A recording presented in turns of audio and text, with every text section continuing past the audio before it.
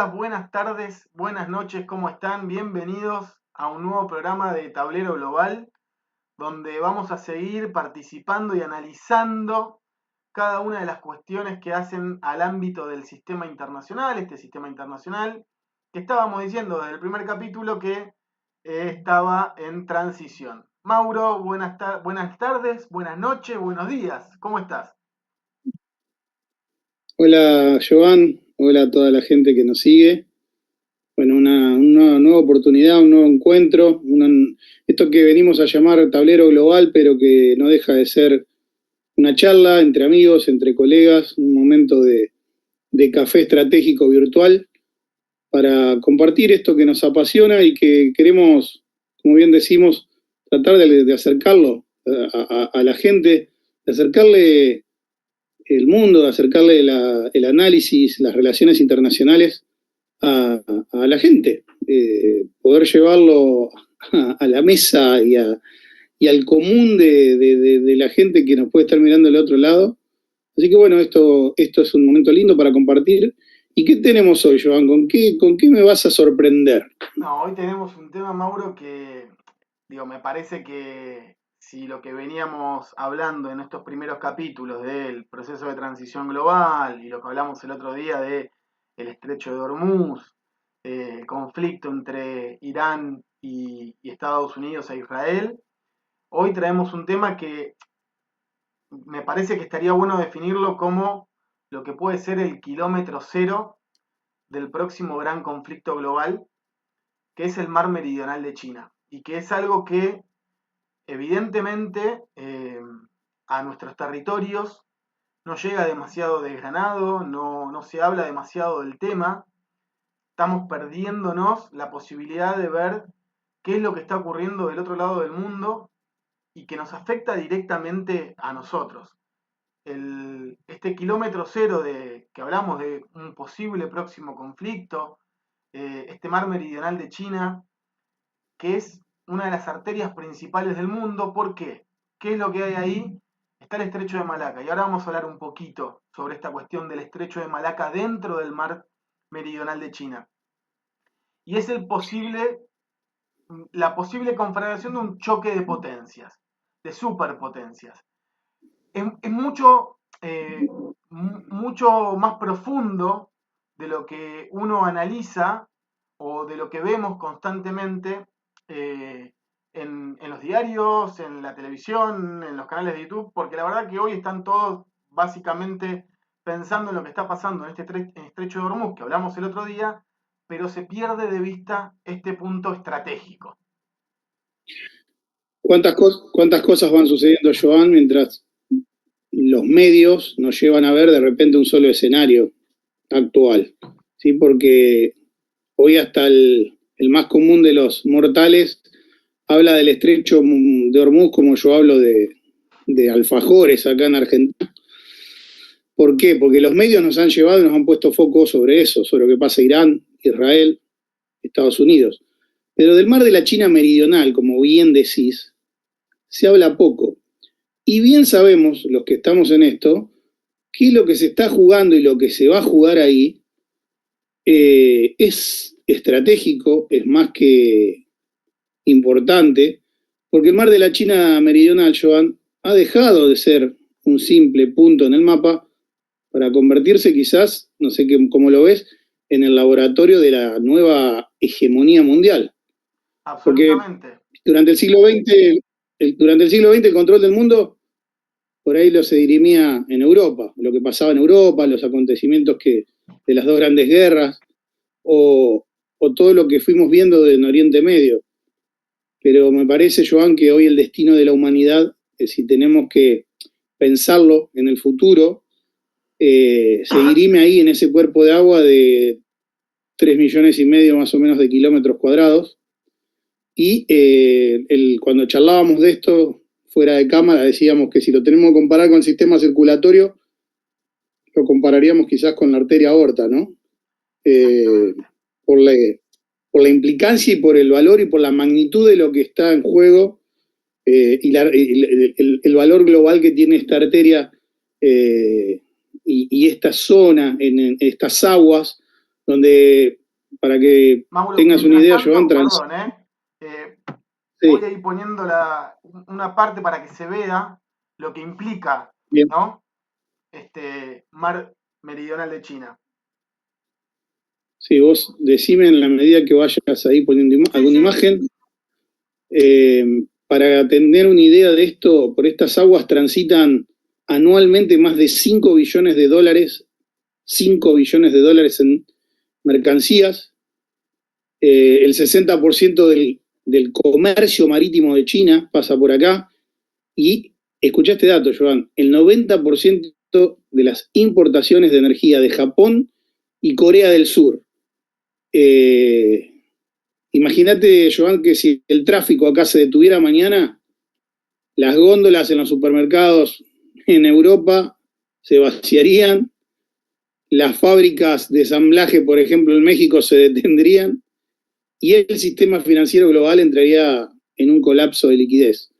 Ya vamos a seguir hablando de estas cosas, nos vamos a ir adentrando, pero como para, de manera introductoria, como para entender la magnitud de lo que se juega dentro del mar de China Meridional, que de repente, como título no dice nada, pero una vez que nos adentramos, empezamos a entender el valor que tiene geopolíticamente todo este espacio, ¿no?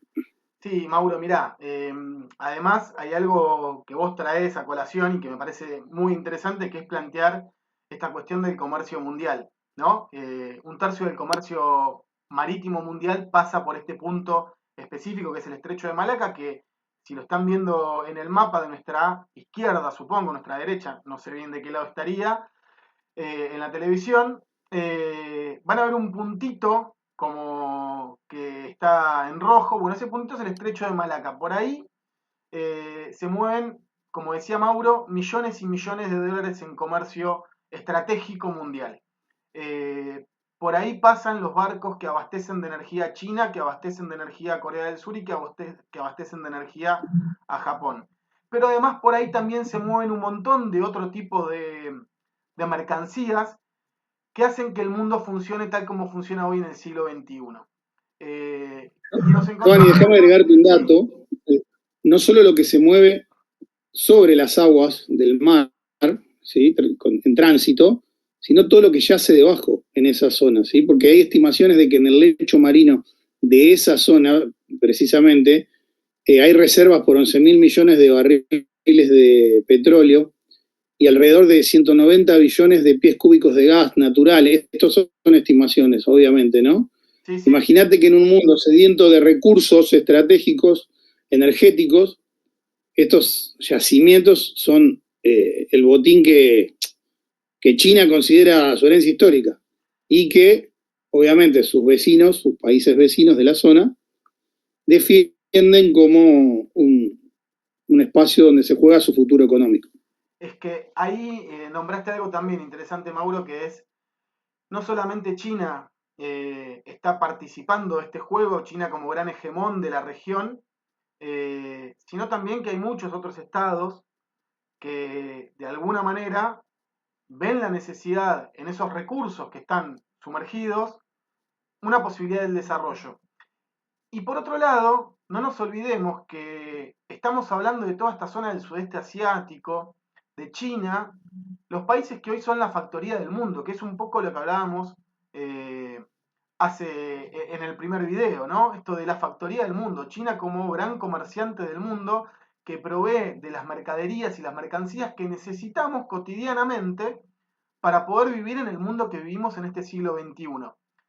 Entonces, se juegan muchas cuestiones y hay muchos intereses creados alrededor de estos 3 millones y medio de kilómetros cuadrados y puntualmente alrededor de un puntito que vamos a ver ahora un poquito más adelante, que es el estrecho de Malaca, donde pasa absolutamente todo este comercio, ¿no?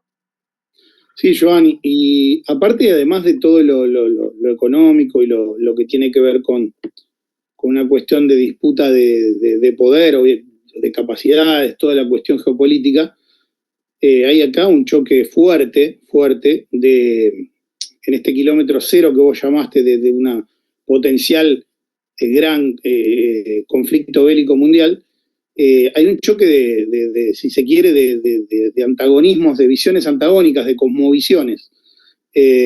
Por un lado, el orden defendido, vos lo mencionaste, por una superpotencia como es Estados Unidos y sus aliados, fundamentado en la Convención de las Naciones Unidas sobre el Derecho del Mar, que es conocida como la UNCLOS, que establece que este mar pertenece a todos y que las zonas económicas deben respetarse según la geografía y no la historia. Y por otro lado, Joan, la visión china. ¿Y qué dicen los chinos? Que esta zona territorial marítima pertenece por soberanía histórica a China. Porque China argumenta que estas aguas fueron suyas desde muchísimos años, de una dinastía que se llamaba la dinastía Han, y que para Beijing, o sea, para la administración de Beijing, de China, aceptar un arbitraje internacional que defina cuáles son, digamos, las zonas económicas de cada estado en esta zona, significaría que China, para China no es justo y sería una suerte de humillación colonial que China no acepta.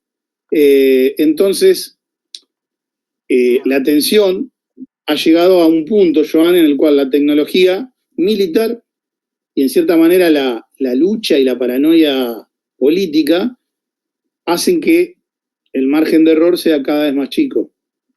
Bien, ¿O no? ¿Cómo lo ves vos? Me gusta esto que trajiste, Mauro, porque vos hablaste de algunas cuestiones que tienen que ver con el arbitraje internacional, con la Convención de las Naciones Unidas sobre la libre navegación de los mares, y en esto de que China no acepta o no quiere aceptar, o mientras espera esta diplomacia, China no se queda esperando sentada. China acciona, no militarmente, no directamente. Acciona, y vamos a ver, pasando a esto que se llama la línea de los 9 puntos.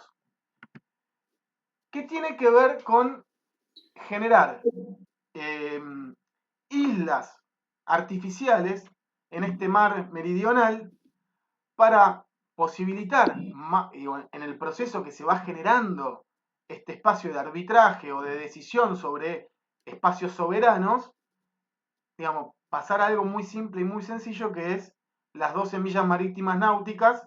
Entonces, de esa forma quiere impulsar mediante la fuerza la cartografía, ¿no? Sin dudas, esta especie de U que se ve ahí, ¿no? La línea de 9 puntos, es quizás es el trazo geográfico más polémico de esta cartografía que instaura China, que como bien decís, esta especie de U fue originalmente dibujada o trazada hacia el año 1947 y como se ve ahí abarca casi la totalidad del mar de la China Meridional y se extiende a más de 1.500 kilómetros de la costa continental china, Joan, y llegando casi a las playas de Malasia y de Filipinas. Y por eso empiezan ahí la disputa y toda la cuestión de esta suerte de tensión por entender de quién es ese espacio marítimo, de quién es la soberanía.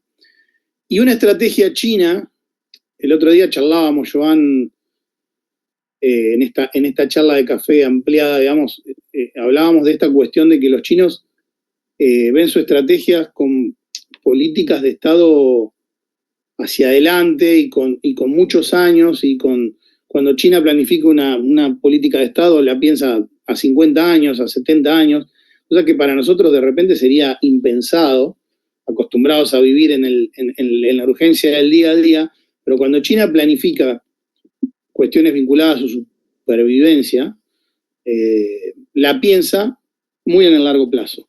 Tiene la suerte de tener una suerte de partido único que ejecuta todas estas políticas y que se va respetando en el tiempo. Bueno, ahí es donde...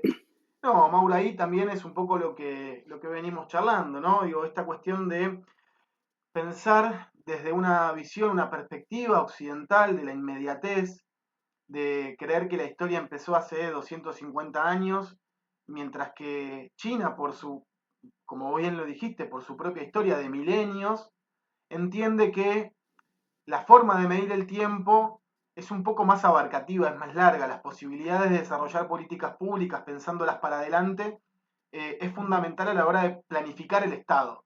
Entonces, en ese sentido, esto que hablábamos antes de China espera que en algún momento el propio debilitamiento de Occidente haga que decante en que este mar meridional termine quedando para China sin tener que tirar ni un solo tiro.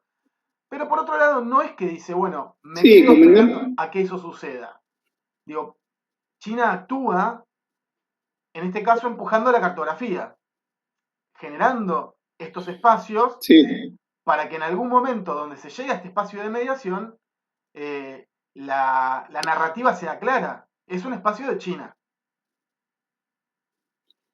exacto, Joan, exacto. Y la política, lo que China está ejecutando, es precisamente establecer, bueno, si el arbitraje internacional o juzga de que estas aguas no son chinas, sino que tiene que ver con una zona económica exclusiva dependiendo de los países cercanos por la geografía, bueno, China hace lo que dijo China, bueno, yo voy a establecer la geografía ahí. ¿De qué manera? Bueno, llevando grandes flotas de grandes dragas gigantescas, extraer arena del fondo oceánico, verterla sobre los arrecifes de coral vivos y crear nueva tierra en el medio del océano, es decir, crear islas artificiales donde antes había simples elevaciones que con la marea aparecían y desaparecían, ¿no? Sí, En Mauro, esta te hago especie de un pequeño, arrecife. no, Sí, claro, un pequeño agregado te hago solamente sobre esto porque por ahí muchos que nos están viendo del otro lado nos van a decir, che, pero enfrente de las costas de Dubái se hace algo parecido. No, estamos hablando de miles de kilómetros de las costas de China, ¿sí? En principio, y las formas y las ideas, y la idea de hacer este tipo de islas no es planificarlas en términos turísticos, sino en términos estratégicos. ¿Sí? exactamente, exactamente. Y aparte la creación de estas islas artificiales, que China las crea con la clara intención de decir, bueno, estas son islas chinas, esto depende ya de mi soberanía, acá por acá no puede pasar nadie sin mi permiso, y China ahí, Joan, tiene pistas ya, o sea, no solo que puso, que le ganó espacio al mar a través de unas obras de ingeniería fastuosas y trayendo toneladas y toneladas y toneladas de arena, de piedra, de hormigón.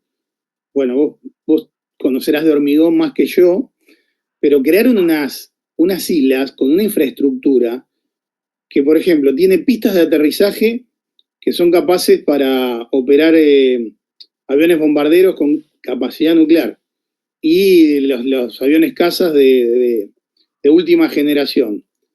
También establecieron ahí silos de misiles protegidos por estructuras que albergan misiles cruceros y misiles de tierra-aire. Y además sensores y radares de alta frecuencia que le permiten a China monitorizar cada movimiento de cada movimiento, ya sea aéreo o marítimo, de todo este espacio en un radio de aproximadamente 500 kilómetros. Así que imagínate esta suerte de genialidad y a su vez peligrosidad de esta estrategia que China trata de instaurar para crear un escenario de irreversibilidad en cuanto a que, como China, esto que vos decías vos, Joan, hoy, sabe que la comunidad internacional se mueve lentamente, que va diciendo, bueno, esto, por ejemplo, no sé, en La Haya en el 2016, estas reclamaciones chinas no tienen sustento legal. Mientras eso iba pasando, China hacía 3 años, Joan, porque en el 2013 ya había empezado a hormigonar sus pistas de aterrizaje. Entonces, los fallos judiciales del arbitraje internacional más lento de toda esta de estaba haciendo a China en esta zona, en una suerte de colonización, llámese geológica, ¿no? Sí, Porque esto China que no esperó hablamos, ahí ganar la batalla legal, que sabe que la pierde, es que, Mauro, cambió la geografía. O sea, la idea de exactamente, China era cambiar radicalmente la geografía. cambió la geografía.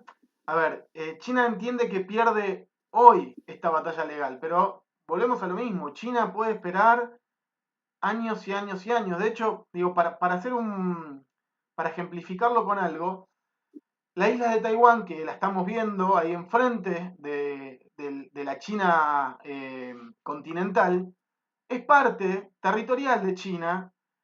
Hoy es un estado que pertenece, pero no pertenece directamente a China, es un estado soberano, que China viene haciendo reclamaciones sobre ese territorio, que lo quiere anexar directamente para que sea parte del propio estado chino, pero no va a lanzar una sola bomba para hacerlo, y está planificado que para el año 2050 Taiwán va a ser parte de China, pero no por un conflicto militar, porque China Sí, ahí, entiende el proceso del tiempo, entiende la oración del tiempo, y lo que China ve es lo que hoy por hoy muchos analistas estamos viendo, que es que el sistema occidental, tal como lo conocemos, está teniendo muchísimas fisuras. Entonces, China juega con ese tiempo y lo usa a su favor. Ahora, volvemos a lo que dijimos al principio, no se queda solamente en la espera de que Occidente se vaya horadando, sino que esperamos que Occidente se vaya horadando, pero por otro lado nosotros accionamos indirectamente para que en el momento que estén las condiciones dadas, nosotros podamos dar el paso, no solamente para quedarnos con Taiwán, sino para que todo ese mar meridional efectivamente sea de manejo de China. sí, sí, sí, la estrategia china acá claramente es una especie de, podemos llamarlo, Joan, de arte marcial de la geopolítica, ¿no? O Sí, sea, ganar absolutamente. una pelea sin generar una guerra abierta, esto que vos estás diciendo. Eh, lo Ojo, que China busca ahí es configurar un espacio donde, sí, no digo, ojo, digo, no es que China no esté predispuesto no se haya preparado para en el caso que haya una conflagración entre Estados Unidos, y ahora vamos a ver por qué también vamos a hablar de Estados Unidos, pero China no aspira a esa conflagración. nosotros, a ver, bien sabemos, Joan, que China no es una potencia que busque la confrontación directa. A ver, partamos de la base de que hoy estamos viendo escenarios bélicos que en cierta manera no son diferentes a lo que hemos visto en las guerras del siglo XX, ¿sí? Ya lo veníamos hablando con relación a lo que está pasando en Irán, son una suerte de conflictos eh, donde se administran las tensiones, ¿sí? O se administra el conflicto. Se llega hasta cierto punto, hay ciertos bombardeos estratégicos en lo que son los conflictos hoy, ¿no? Y Sí, después sí. se detiene para la negociación, para la guerra de retórica, para lo que pasa en las redes sociales, para la guerra narrativa. Vos lo decías hoy, la cuestión narrativa.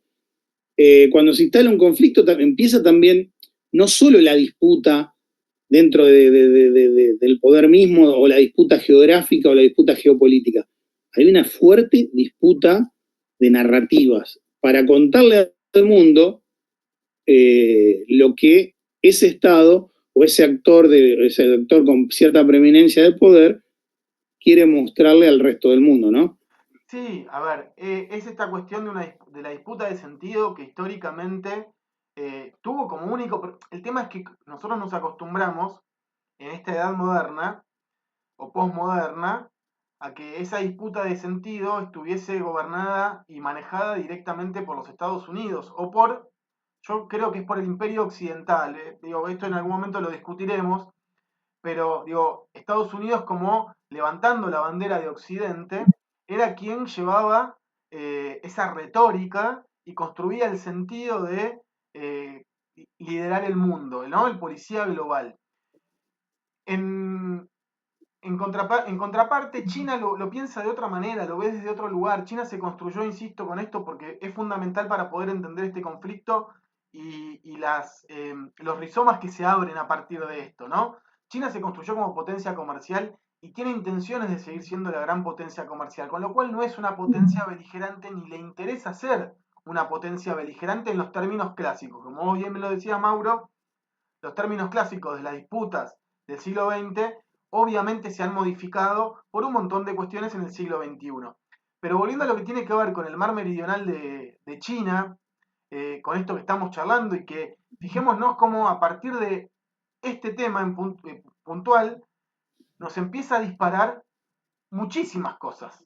Nos empieza a disparar muchísimas cosas, muchísimos temas que no tienen que ver necesariamente con China, sino que tienen que ver con el resto del mundo, porque todavía estamos en un mundo globalizado, que después vamos a ver qué procesos se van a ir dando. Pero acá en este pequeño mapita que agregamos, Hay una cuestión ahí. ahí está.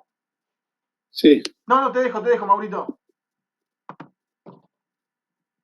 No, eso te iba a decir, Joan, que muestres un poco y cuentes cómo es la táctica china en esta zona, qué sería esta táctica de trabajar tipo un enjambre, pensándolo en no sé si fueran abejas o avispas o un enjambre, este enjambramiento que hacen con cientos de barcos, este hostigamiento no letal, si querés explicarlo un poquito.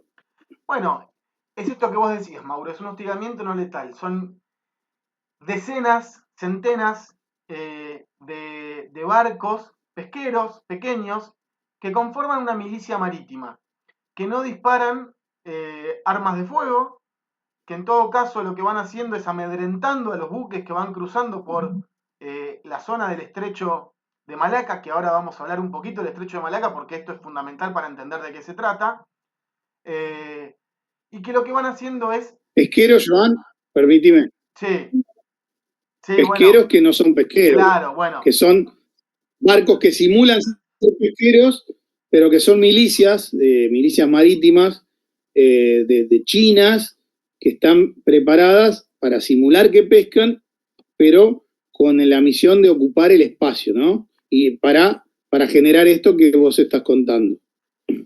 Exactamente. Digo, y esta es la estrategia, ¿no? Digo, cuando pensamos de vuelta, China no busca utilizar fuego letal, ni siquiera poner barcos destructores, ¿sí? En los términos clásicos, o barcos de la marina naviera, sino de la marina mercante, a patrullar y estar en esa zona para ocupar el espacio, que es fundamental, porque ahora vamos a hablar del estrecho de Malaca, pero ¿qué es lo que hacen? Con muchos barcos, lo que disparan son cañones de agua, que hacen que los buques que estén por la zona muchas veces se tengan que ir. Sí, imagínate estas maniobras donde varios buques encierran no sé, por ejemplo, barcos más pequeños, guardacostas de Filipinas o de Vietnam, que son los países cercanos ahí.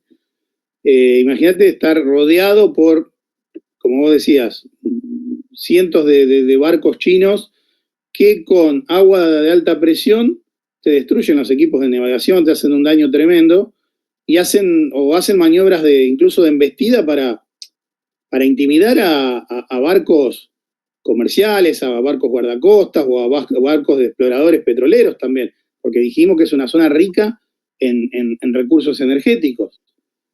Y China, al hacer esa estrategia, establece una suerte de escudo humano, que si por ejemplo una armada extranjera intenta expulsarlo con armas letales, China denunciaría una suerte de ataque criminal contra su población de barcos pesqueros, que como dijimos no lo son, y entonces, utilizando todo su aparato de propaganda, dentro de la narrativa china, invertiría la maniobra, ¿no? Esto de que pasaría a ser de agresor a agredido. Yo simplemente ocupo mi espacio y a lo sumo te corro a chorros de alta presión y vos venís a atacarme con armas letales. Un poco esa sería la estrategia. O sea, ya como dijimos, Joan, estamos hablando de dos estrategias. Primero, de correr la cartografía, de generar islas artificiales para extender la geografía dentro del mar de la China. Entonces, si China, ¿qué te dice? Ah, vos me estás discutiendo una cuestión geográfica. Bueno, yo tengo islas ahí, son mías. Ya que no querés en mi versión histórica, bueno, voy a la versión geográfica. Yo tengo mis propias islas ahí. Y a su vez, yo no te ataco con armas letales. Yo simplemente ocupo mi espacio y lo defiendo con civiles que defienden quizás su zona económica de pesquera, pero que en realidad sabemos que son milicias armadas y preparadas, ¿no? Hay como una suerte, Joan, ¿lo ves así? Como una suerte también de ver quién gana la disputa psicológica también, por ejemplo, entre China y las naciones vecinas más pequeñas, porque te pregunto, y no sé cómo lo ves, es imposible para Vietnam, Filipinas, Malasia, por ejemplo, sostener en el tiempo una flota naval a la altura de lo que puede ser una flota china.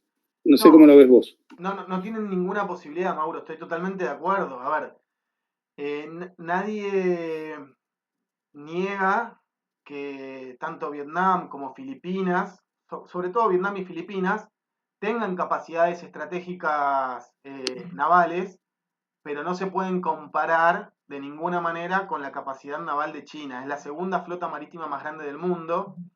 Eh, de hecho, a ver, vayamos a la cuestión lógica. Si hoy no existiese todavía las Naciones Unidas y no existiese el poderío de los Estados Unidos tal como lo conocemos, lo más probable es que este no sería un tema de disputa, sería un tema simplemente como pudo haber sido en su momento las acciones de Estados Unidos en el continente americano. China tomaría lo que por definición cree que es suyo. Eh, entonces, Exacto. eh, Vos lo estás comparando con la doctrina Monroe, ¿no? exactamente, Mauro, exactamente. Lo que pasa que vuelvo, digo, Contale un poquito, esto, si querés, a la ¿eh? gente, a los que no son, a los que no vienen del área de internacionales, contá un poco esta analogía que haces o sea, qué significaría breve la doctrina Monroe y por qué, y comparándolo con este espacio histórico dentro que China considera su espacio histórico. Bien, no, la doctrina Monroe es una doctrina que desarrolló el presidente James Monroe en el año 1823. Simple y sencillo, hay una frase que es muy acuñada, que ya la deben conocer, que es de este presidente, que es América para los americanos. Básicamente lo que planteaba era que todo el territorio americano eh, iba a estar bajo las decisiones de la propia América, excluyendo a los países europeos de las decisiones que sucediesen o de las acciones que sucediesen dentro del continente americano. Obviamente, esto estamos hablando de 1823, Estados Unidos empezaba a plantear como potencia, pero no como la superpotencia que conocemos hoy. Con el correr de las décadas y con el correr del siglo siguiente, Estados Unidos se posicionó como la gran potencia o el gran hegemón mundial y obviamente esa doctrina Monroe tomó otro color. Y Estados Unidos no permite o intenta que ningún actor hegemónico o ningún actor externo al continente americano se entrometa en los asuntos del continente americano. Lo hemos visto, después podemos debatirlo, digo, pero lo hemos visto con Venezuela, lo hemos visto con Cuba en su momento, lo hemos visto con Nicaragua, digo, con un montón de países donde Estados Unidos interviene Sí, activamente sí, porque básicamente entiende con que Panamá, con Noriega. Panamá con Noriega, exactamente, es su designio histórico. Bueno, de la misma forma, China puede plantear lo mismo. China es el gran actor del siglo XXI, de este continente asiático y de este sudeste asiático, con lo cual eh, el posicionamiento y la comparación tiene que ver con esto, ¿sí? Con que el gran actor del siglo XXI dentro de lo que es el sudeste asiático, creo que no caben dudas, es China. Sí, sí, sí, tal cual, Joan. Y a ver, recién cuando hablabas de la doctrina Monroe y del área de influencia, voy un poco hacia eso, ¿no? Hay analistas que dividen el mundo hoy, en esferas de influencia. Hay por ahí ciertos mapas dando vuelta que si tuvieran que ver con influencias. Como bien dijiste, todo lo que es América del Norte, Caribe y Sur, bajo la influencia de Estados Unidos, el espacio euroasiático bajo la influencia de Rusia contra la Unión Europea y el espacio asiático y todo el área de esta zona de Mar de China Meridional y bueno, bajo la influencia de los chinos. China, Estados Unidos y Rusia. A Rusia lo vamos a dejar a un costado porque lo que se viene después lo vamos a tener un invitado para hablar sobre Rusia para nuestro próximo capítulo.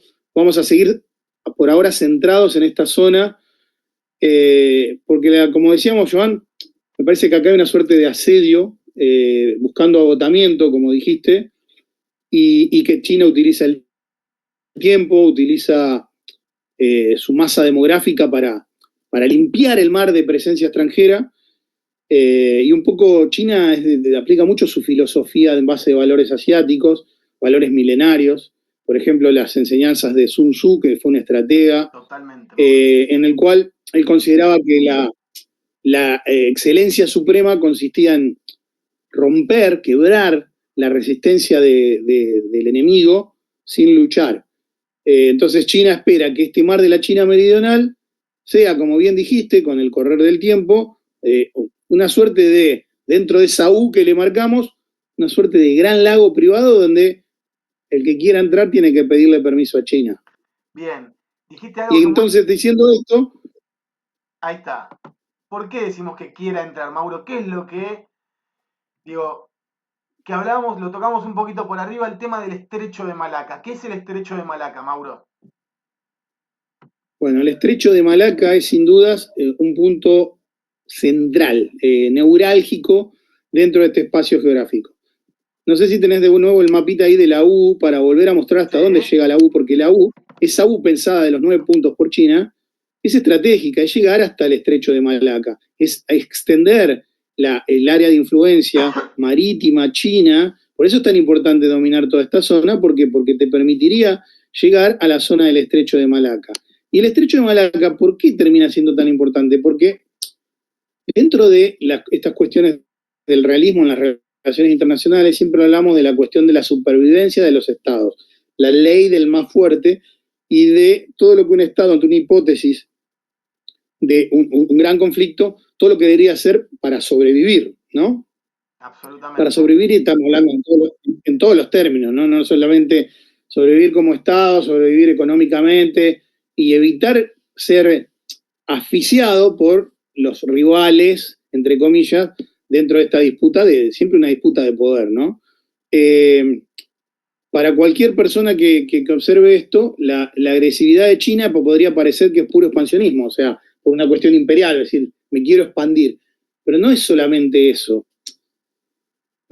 Eso podría ser, si es visto desde este lado. Siempre hablamos de las visiones, qué se ve desde Occidente, qué se ve desde Oriente.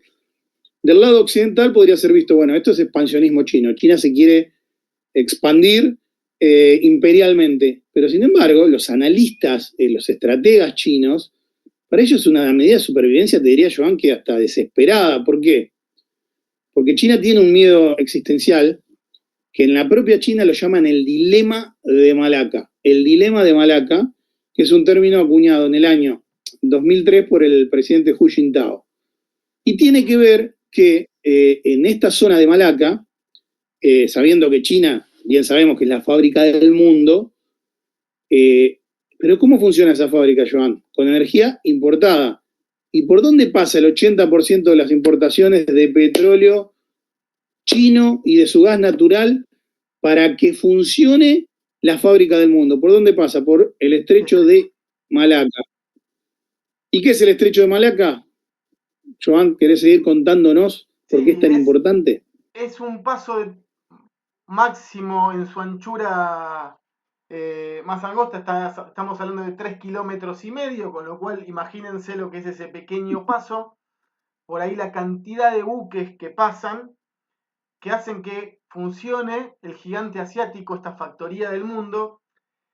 Y vos dijiste algo que me pareció muy interesante, Mauro. Para China es una cuestión de vulnerabilidad. Es decir, China siente que en ese lugar se juega su propia supervivencia. Es decir, no estamos hablando de una cuestión efectivamente de expansionismo.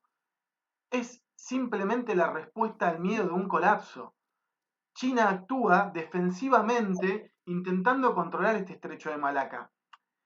Porque también hay una cuestión que tiene que ver. Sí. Joan, ¿querés jugar un poco con eso?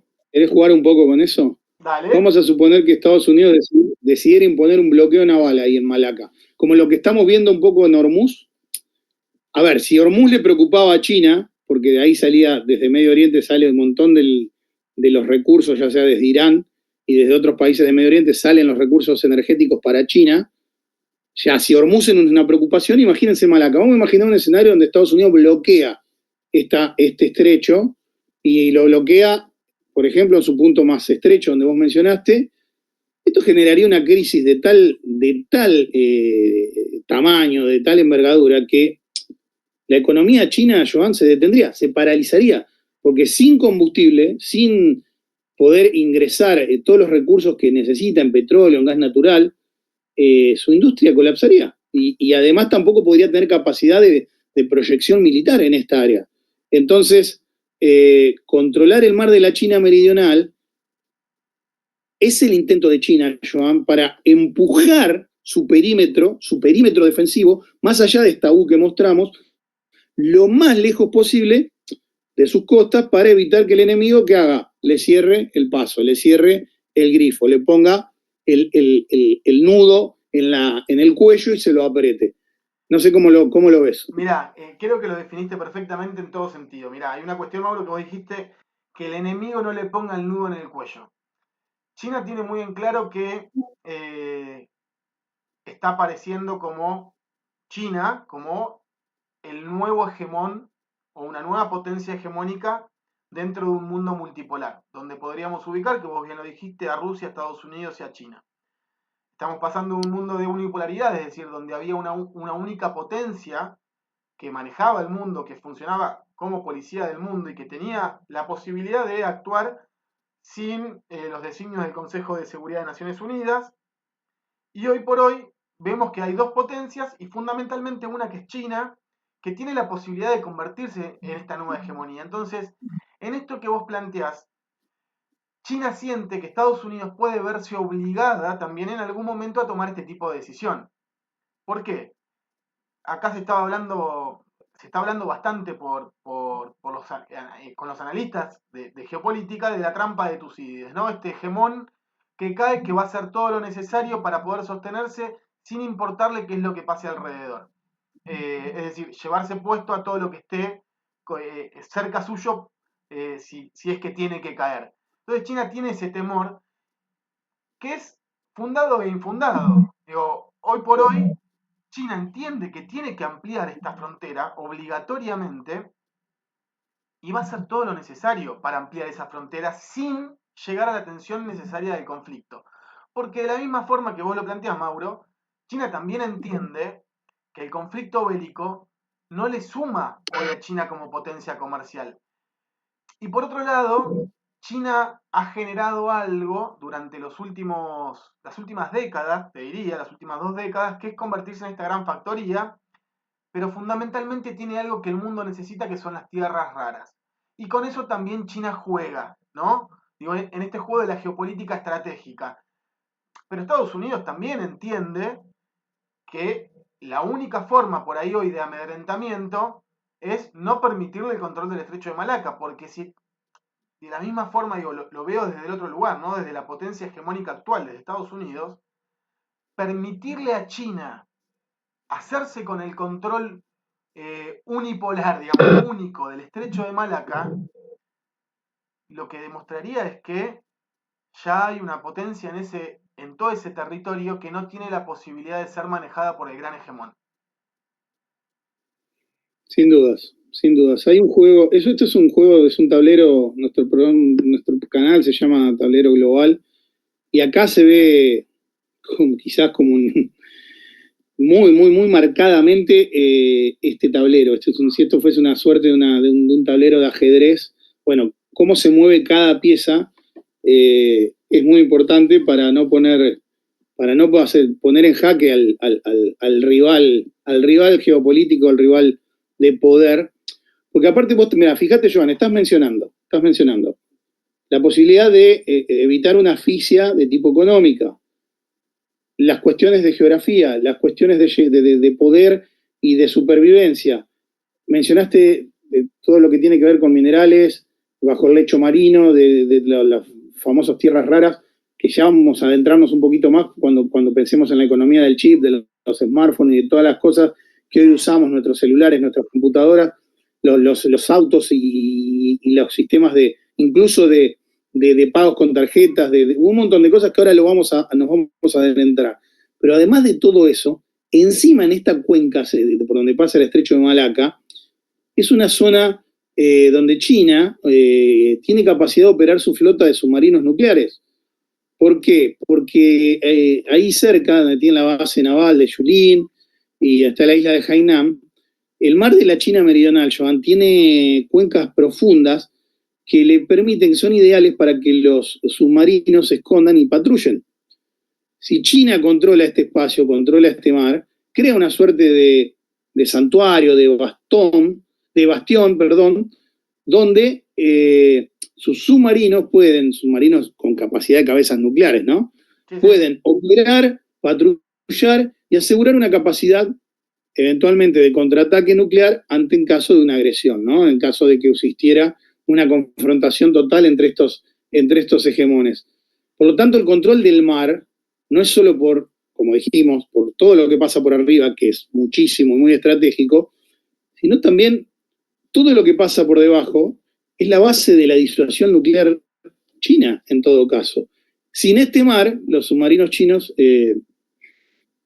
serían fácilmente detectados por la red de sensores, y entonces lo que pasa acá, lo que pasa en esta zona, ya sea arriba o por debajo, es sumamente importante y vital para lo que se juega y lo que se está jugando en el mundo.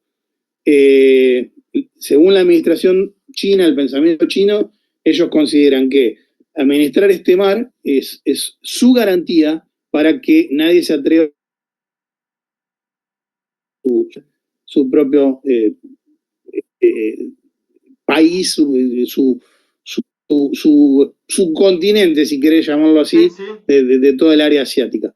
Así que bueno, es muy interesante, Joan, todo cómo se va dando esta cosa, ¿no? Bueno, pero acá también, Mauro, nosotros recién nombrábamos a Estados Unidos, ¿no? Y ahí vemos la presencia naval de Estados Unidos cerquita de lo que es el mar meridional de China, porque para Estados Unidos también es muy importante esta zona. Para Estados Unidos también se juega su propia supervivencia, porque la supervivencia de Estados Unidos y el desarrollo de Estados Unidos como gran hegemón mundial tiene que ver con que China no lo sobrepase y tiene que ver con garantizarse el acceso a estos minerales que ahora los vamos a ver un poquito más adelante.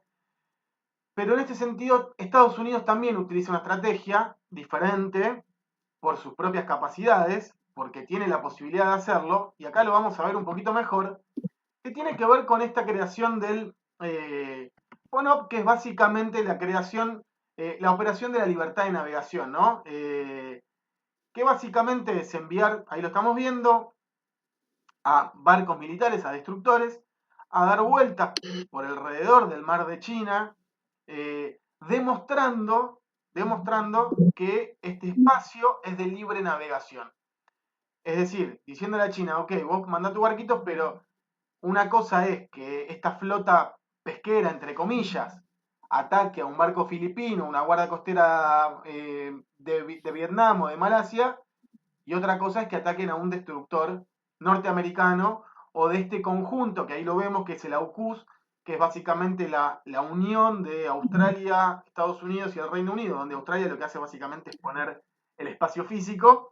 El Reino Unido, yo voy a ser muy peyorativo con el Reino Unido hoy, creo que pone el nombre y Estados Unidos pone los recursos. No sé qué pensás, Mauro. Sí, sin duda, incluso todo lo que está pasando ahora en Irán afectó un poco esta sociedad estratégica entre Estados Unidos y el Reino Unido. De hecho, entre Trump y el primer ministro Starmer del Reino Unido hubo roces, hubo ida y vuelta de retórica. Es como bien decís, la influencia del Reino Unido en esta zona no es tan fuerte como supo ser. A Australia lo mandan un poco a patrullar la zona porque tiene una obligación vinculada a su asociación con el Commonwealth y su vinculación histórica, estratégica con el Reino Unido y con Estados Unidos. Pero Australia, si bien patrulla toda esta zona, también sabe que tiene que jugar un poco a un juego de diplomacia. ¿Por qué? Porque las universidades australianas están llenas de estudiantes chinos y el 80% quizás de su matrícula se vincula en algún punto a ciudadanos chinos o estudiantes chinos.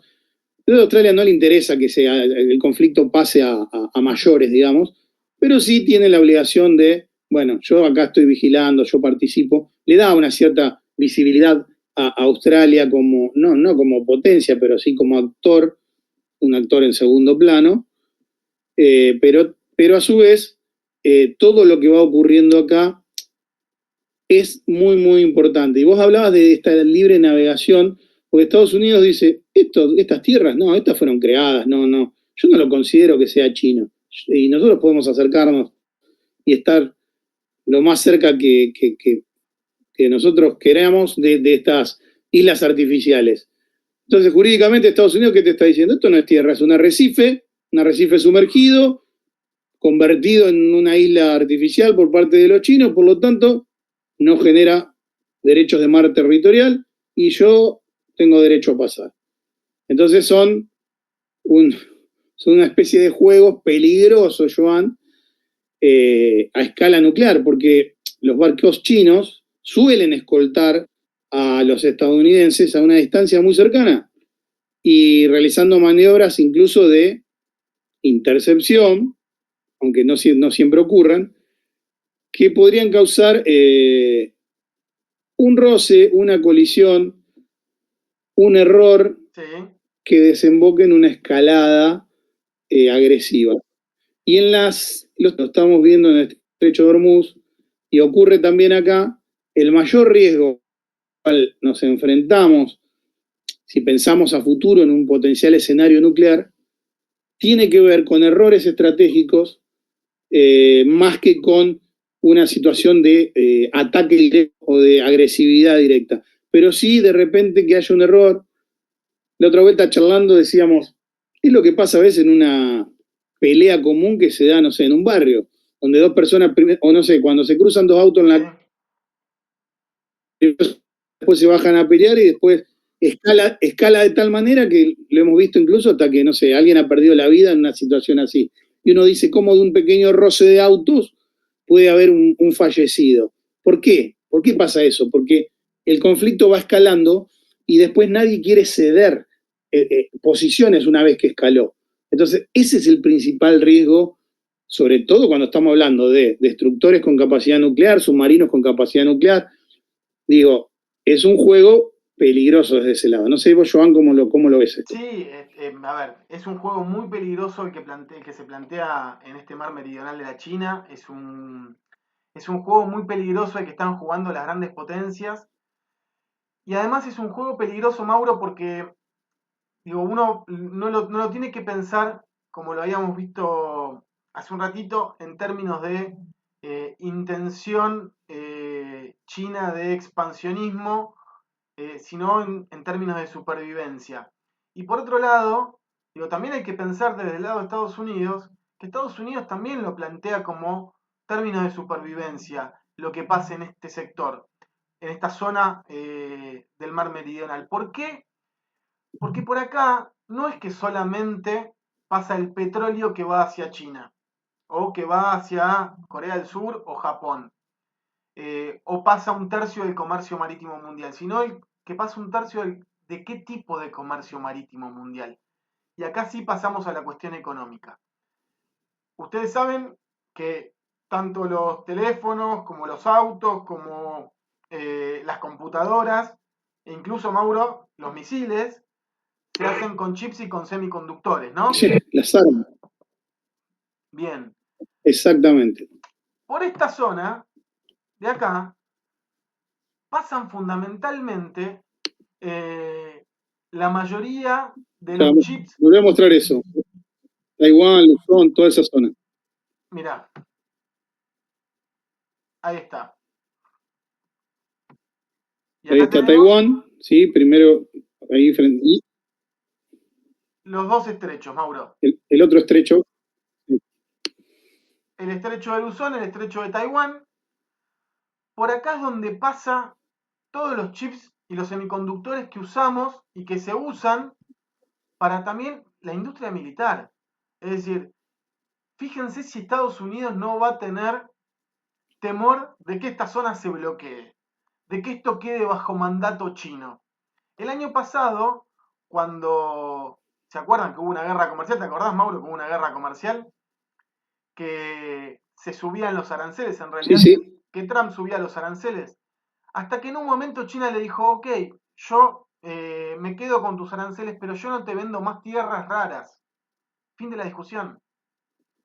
Esos minerales raros son necesarios para hacer todos los procesadores para la inteligencia artificial, la guerra tecnológica del futuro.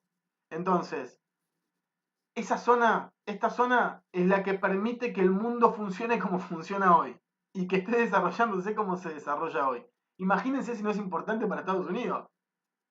Eh, Creo que está hasta más importante de alguna manera de lo que es el petróleo hoy en día, porque el petróleo de última se puede llegar a conseguir de otros lugares, con en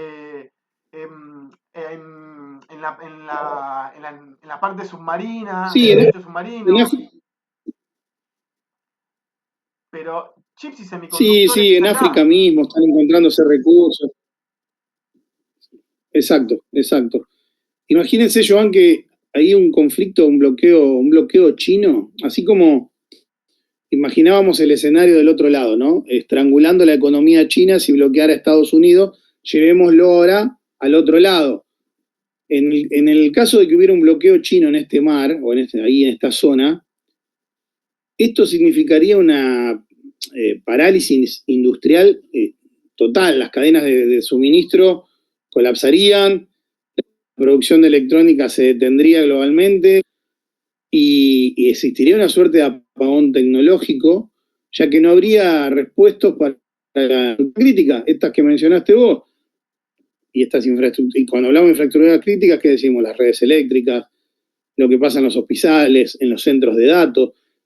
Hoy cuando nosotros hablamos y vemos la computación y vemos las redes sociales y vemos y Facebook y Instagram y TikTok, todo eso se almacena en algún lado. Hay centros de datos.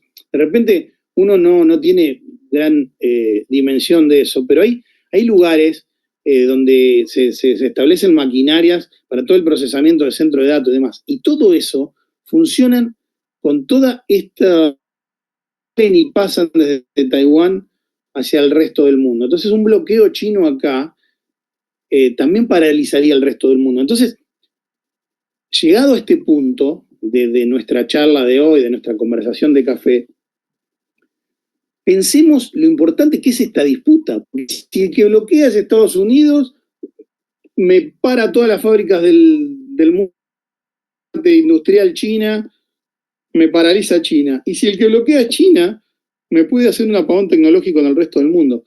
Entonces, dominar esta zona es más que vital. Es hoy por hoy, no sé si cómo lo ves vos, Joan, pero uno de los dilemas más grandes en lo que hace a las relaciones internacionales. ¿Quién va a controlar este espacio marítimo, este espacio geográfico, este espacio geopolítico? Totalmente de acuerdo, Mauro, con lo que estás planteando. De hecho, a ver, cualquiera de los escenarios que vos estás planteando, de un bloqueo por parte de uno, por parte de otro, que las tensiones se acrecenten de tal manera que no haya una vuelta atrás y que la disputa pase a otro tipo de conflicto, estamos hablando del fin de la globalización moderna. ¿Sí? Una disputa en este territorio abierta puede significar el fin de la globalización moderna tal cual la conocemos. ¿Por qué? Y porque básicamente vamos a perder la posibilidad de seguir desarrollando las tecnologías que nos permiten vivir en el día a día. Todo lo que tiene que ver con esto que vos planteabas, Mauro, el comercio mundial de semiconductores y de chips para la vida cotidiana nuestra quedaría absolutamente apagada. Y ni nos olvidemos, o sea, no pensemos tampoco, digo, en esta cuestión de la cuestión bélica territorial que se puede desarrollar en ese sector y que puede trasladarse a todo el mundo. Entonces, estamos en un equilibrio, es un equilibrio muy complejo, ¿no? Es un equilibrio muy complejo lo que estamos viendo en este lugar, en este sector, en este estrecho de Malaca. Y te acordás, Mauro, que no me acuerdo si fue en el capítulo pasado o en el anterior que hablábamos de este mundo en conflicto por los estrechos. Bueno, fíjense lo importante que es este pequeño lugar donde se Tal cual. comercia lo que le da vida a la globalización tal cual la conocemos. Es que la gente se preguntará, pero ¿por qué son tan importantes estos estrechos? Porque son pasos entre masas acuáticas, entre espacios marítimos importantes, son pasos, son los que permiten abaratar costos, porque el costo de transporte de un contenedor de Asia a Europa es relativamente bajo. Ahora bien, porque gracias a la ruta que hay, esta ruta directa que hay por mar de China Meridional, Canal de Suez, ¿sí? Entonces, si este mar se cerrara, los barcos tendrían que desviarse, por ejemplo, por el sur de Australia, el Cabo Buena Esperanza, los fletes, los transportes marítimos, añadirían seguramente entre 15, 22, 25, 28 días de viajes adicionales. Imagínate los costos, los fletes triplicarían su valor, provocaría una suerte de inflación estructural global. Sí, es eso. Sí, seguí, Joan. No, te decía, digo, en esto que estaba planteando, la verdad que la cuestión de la inflación es fundamental, digo, el incremento de los costos que veríamos a nivel mundial sería terrible. Nosotros vivimos y este mundo sobrevive y vive gracias a la energía barata. Imaginémonos lo que sería el incremento en el precio de los combustibles para toda la cadena de valor, ¿sí? Sí, aparte, Joan, esto forzaría esta suerte de, vamos a suponer un escenario de bloqueo permanente, porque a lo que se está también jugando ahora, ya, tanto en Hormuz, en Irán, Irán-Omán, como acá, tiene que ver también un poco con esta suerte de qué va a pasar con el transporte marítimo, se va a respetar, porque después de las grandes guerras, hubo una suerte como de, más allá de cualquier conflicto, respetar el paso de los barcos, ¿no? Respetar el paso de todo aquello que va moviendo la economía del mundo. Ahora, nos empezaremos a adentrar, después de lo que está pasando, o lo que puede pasar acá, en un escenario, en un mundo donde los grandes barcos militares tienen que escoltar a los barcos de contenedores. Eso significaría también incrementar costos e incrementar tensiones. No podría sostenerse eso en el tiempo. Y yo no quisiera imaginarme un escenario, Joan, de bipolaridad tecnológica o un bloque, por ejemplo, democrático occidental donde con sus propios estándares tecnológicos, sus propios sistemas de pago, su cadena de suministro, por ahí pensadas hacia el lado del Atlántico, y por el otro lado un bloque euroasiático entre China, Rusia, Medio Oriente, en un ecosistema cerrado, quizás basado en el yuan, nosotros basándonos en el dólar, con sus propios satélites y su propio internet. Hoy está todo interconectado. Hay por los océanos, ¿qué más pasa, Joan? Que es fundamental para las comunicaciones SWIFT, para los pagos, para las transferencias, los grandes cableados. Exactamente, Mauro, exactamente. Que vos sabés que es algo de lo que se habla muy poco y nos da cuenta de la fragilidad en la que estamos inmersos. Porque sin ese cableado submarino que pasa por enfrente de estas costas, que pasa en el Atlántico entre las costas de Estados Unidos y las costas de Europa, no podríamos hacer funcionar el sistema tal cual lo conocemos, no podríamos pagar con el teléfono, ¿ok? O sea, nos eliminan todas las formas de pago. El mundo se ha vuelto digital y volveríamos al sistema analógico. No estamos preparados. Sí, tal cual. Habría una suerte de oscuridad digital, ¿no? Porque imagínate, por el fondo de mar, en esa zona entre Filipinas y Taiwán, en esta zona en la cual China busca tener su influencia y apropiarla, en este fondo del mar entre Filipinas y Taiwán, lo estás mostrando, ahí lo mostralo, por ahí está atravesado por los cables de fibra óptica submarinos que conectan el sudeste asiático con Estados Unidos y también con Japón, ahí en Asia Oriental. Entonces, en caso de guerra, estos cables, si fueran los atacados, cortados, los primeros objetivos, dejarían naciones, como bien decís, dentro de una oscuridad digital, destruyendo, como decís, comercios electrónicos, comunicaciones militares, internet, sistema bancario. Sería una especie de apagón tecnológico y una suerte de era de oscuridad digital, ¿no? Entonces, repasando, ¿cuántas cosas dijimos que se juegan dentro del mar de la China Meridional? Yo creo que el que nos escucha y llega hasta acá, hasta el final con nosotros, al final de esto va a decir, ¡pa! En este espacio geográfico, ¿cuántas cosas en juego? ¿No? Es que, ¿sabes?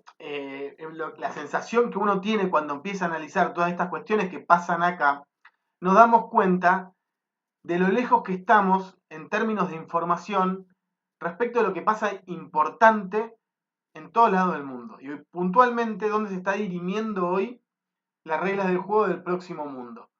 Nosotros hablábamos de el primer capítulo, un mundo en transición, un sistema en transición.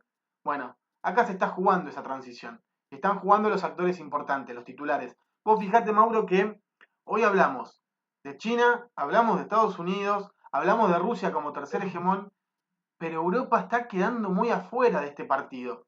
Entonces, ¿cómo se fue corriendo ese tablero, este tablero del que nosotros hablamos, hacia otras regiones que en otro momento eran regiones inhóspitas y eran regiones donde Occidente directamente mandaba? Bueno, hoy eso no sucede.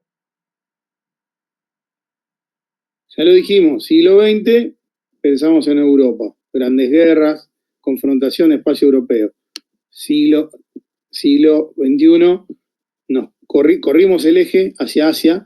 No sé si, bueno, creo que no lo tenemos acá, pero en algún momento lo podremos mostrar. El mapa de China. Cómo ve China el mundo y cómo es un Sí. mapa chino. Ya en algún momento lo acercaremos en algún capítulo posterior para mostrar cómo ve China el mundo. Lo que nosotros vemos como un atlas en el cual vemos bien hacia la derecha lo que es Asia, bueno, Asia se ve como el centro, ni hablar dentro de la cosmogonía china de las relaciones, de lo que son la visión de las relaciones internacionales. Y hay una frase, Joana, que a mí me impacta pensando en todo esto, ¿no? Sí. Que el mar de la China Meridional es el lugar donde la geografía física controla el mundo virtual. Y quien controle estos estrechos, quien controle estos espacios, tiene la mano en el interruptor. Imaginemos una llave para apagar la luz, esa llave con la cual uno corta la luz en la casa. Bueno, quien controle esta zona tiene la mano en ese interruptor que puede apagar a la modernidad misma, Joan. Esa frase me impacta. Esa frase me impacta. Mauro, ahí está el meollo de la cuestión. Cuando hablábamos de lo que se juega Estados Unidos, lo que se juega China, bueno, se juegan todo esto. Todo esto. Y por eso es tan importante esta zona. Y la verdad que la vemos muy poco. La leemos muy poco y la analizamos muy poco. Yo creo que si uno tuviese que poner en el tablero, en este tablero global, los puntos posibles de inflexión de transición del sistema para ver para dónde se va a decantar, yo le pondría muchísima más importancia y valor a esta zona que al estrecho de Hormuz. El estrecho de Hormuz es otra cosa. Ya lo vamos a ver de vuelta. Vamos a ir viendo cómo se van desarrollando estas Sin duda. cuestiones semana a semana. Pero acá donde se juega estratégicamente, digo, si uno habla de táctica y estrategia, ok, acá se juega táctica y estrategia. Acá se juega táctica y estrategia. Entonces, este mar meridional de la China, y acá... Joan, yo te, Sí, Mauro. no te iba a preguntar exactamente eso. Es lo que sabía que lo ibas a traer para que se lo contaras a la gente. Porque ya como para ir cerrando, me parece que hemos venido desgranando toda esta situación y estamos adentrándonos ya sobre el final de nuestro capítulo, que a mí me apasiona, podemos estar horas charlando sobre esto. Pero bueno, contale un poco a la gente qué es lo que le querés mostrar con esa imagen. Bueno, nosotros hablamos, vos lo nombraste varias veces, Mauro, esta cuestión de las guerras del siglo XX o la estructura del siglo XX fueron guerras europeas y donde posteriormente a la Segunda Guerra Mundial se crean las Naciones Unidas y ahí lo vemos en lo que tiene que ver con las Naciones Unidas planteando cómo esa forma del derecho internacional creado a partir de las instituciones post Segunda Guerra Mundial. Y por otro lado, el caso de China, que no estamos hablando de armas, hablamos de la fuerza de la geografía, es decir, esa balanza que se está disputando tiene que ver con esto. Y la fuerza de la geografía está apalancada fundamentalmente en el tema del tiempo, ¿no? Esta cuestión de que China sabe que es cuestión de tiempo. Y en ese sentido construye el escenario para justamente en algún momento quedarse con este mar, que sea mar territorial de China y no mar meridional de China. Eh, y por otro lado, para también ir cerrando, Mauro, yo te voy a dar mi visión respecto a esta cuestión y quiero que vos me digas la tuya. En este siglo XXI, las guerras son no por etapas. No vamos a ver las guerras que estábamos acostumbrados en el siglo XX, sino que vamos a ver escaladas y desescaladas de forma constante y uno no tiene que regirse por las noticias y por el ruido que hay alrededor respecto de las noticias cotidianas. Analizarlas, pensarlas, verlas, pero saber que estas guerras son a largo plazo. Estos conflictos son a largo plazo y probablemente muy pocas veces, y espero, y ahora te voy a preguntar esto, se llegan a disparar algunas bombas. ¿Vos cómo lo ves, Mauro? ¿Crees que es factible que en este lugar que nosotros dijimos que podía ser el kilómetro cero de una conflagración, efectivamente se dé una conflagración entre las dos grandes potencias? No creo que por escenario de confrontación directa, Joan. No creo, pero sí por una cuestión de error, como veníamos diciendo, ¿no? Porque acá mientras China continúa agregando hormigón y generando islas artificiales en el océano, y Estados Unidos mueve su estructura de poder naval hacia, hacia el Pacífico, el equilibrio del mundo, como lo pusiste ahí en esa foto anterior, cuelga de una balanza ahí, de una paz, creo que no se basa en viejos tratados de amistad ni en buena voluntad diplomática, sino que estamos inmersos dentro de un escenario frágil y peligroso equilibrio del miedo, ¿no? Porque ambas superpotencias saben que un conflicto total en este escenario destruiría lo que tanto China como Estados Unidos intentan proteger, que es su propia prosperidad económica y su desarrollo.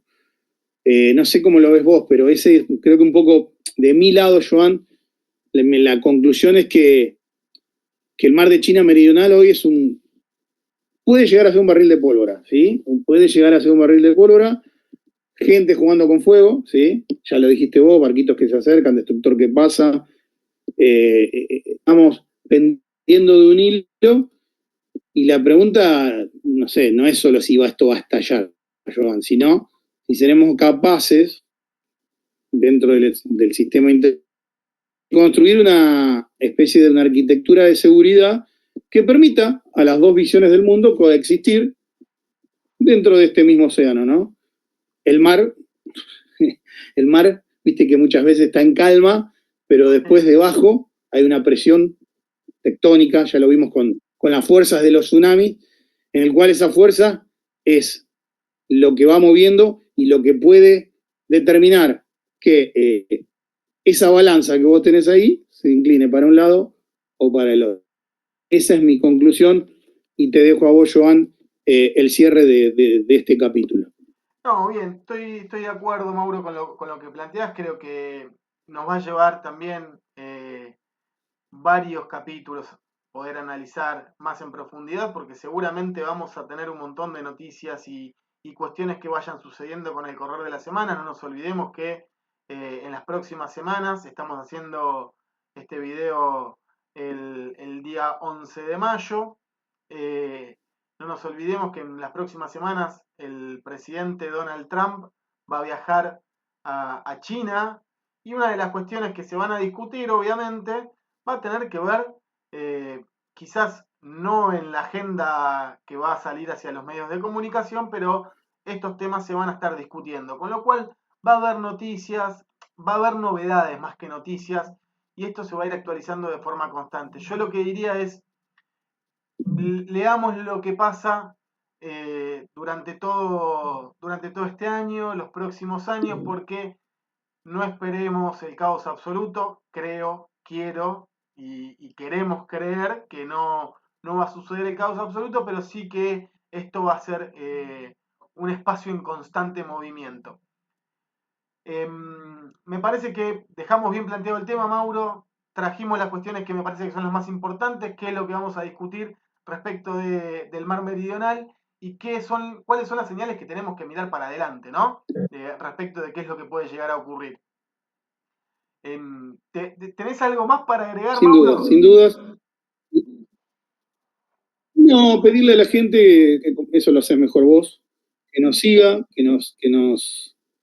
que se suscriban a nuestro canal, que pongan el dedito de que les gusta o de que no les gusta, porque también le puede que no guste, pero que no sean indiferentes a esto que hacemos con mucha pasión, con todo nuestro amor por las relaciones internacionales, tratando, como dijimos, de traer preguntas a la mesa, traer dudas. Si de acá se van con más preguntas y se van con ganas de investigar más, con ganas de conocer más, con ganas de ir a mirar un mapa, con ganas de ir a buscar más información, más analistas internacionales, bueno, creo que ya habremos cumplido con el objetivo por el cual estamos de este lado, tratando de transmitir nuestra pasión y tratar de compartirla con ustedes. Absolutamente, Mauro, totalmente de acuerdo, es eso. Sí, Recordá, Joan, el canal, recordá el Instagram. exactamente, Tablero Global es el canal de YouTube, después el Tablero Global es el canal también de Instagram, lo van a tener al final de este video. Vayan a suscribirse, denle like al video, comenten, eso sería interesante que nos dejen sus comentarios. Como dice Mauro, me gusta o no me gusta, pero que no haya indiferencia. Cuanto más gente se suscriba, más fácil vamos a poder hacer estos videos y la idea es semana a semana ir agregando nuevo contenido, trabajando de esta forma que lo estamos haciendo, análisis imparciales. Nosotros se habrán dado cuenta, no hablamos desde favoritismos, sino tratando de analizar qué es lo que pasa en este sistema internacional en transición. No generamos falsas expectativas respecto a grandes titulares, sino que entendemos que el mundo funciona por etapas y de a poquitito. Entonces, nada, sí sabemos y entendemos que estamos en un momento de transición, pero que ese momento de transición puede llevar mucho tiempo. No creamos en las noticias del caos absoluto, no nos ayudan, eh, no nos ayudan a pensar y lo que nosotros queremos es, como dice Mauro, que tengan más preguntas que respuestas, porque cuando uno se pregunta, busca y el buscar genera conocimiento. Así que de parte nuestra lo que queremos aportar es eso. Si les gusta el canal, suscríbanse, denle like y comenten. Maurito, ¿te parece si lo vamos cortando acá? Dejando una invitación. Este Gracias, Juan. video se va a subir Ya está. el día miércoles. Por hoy es suficiente. Claro, este video se va a subir el día miércoles.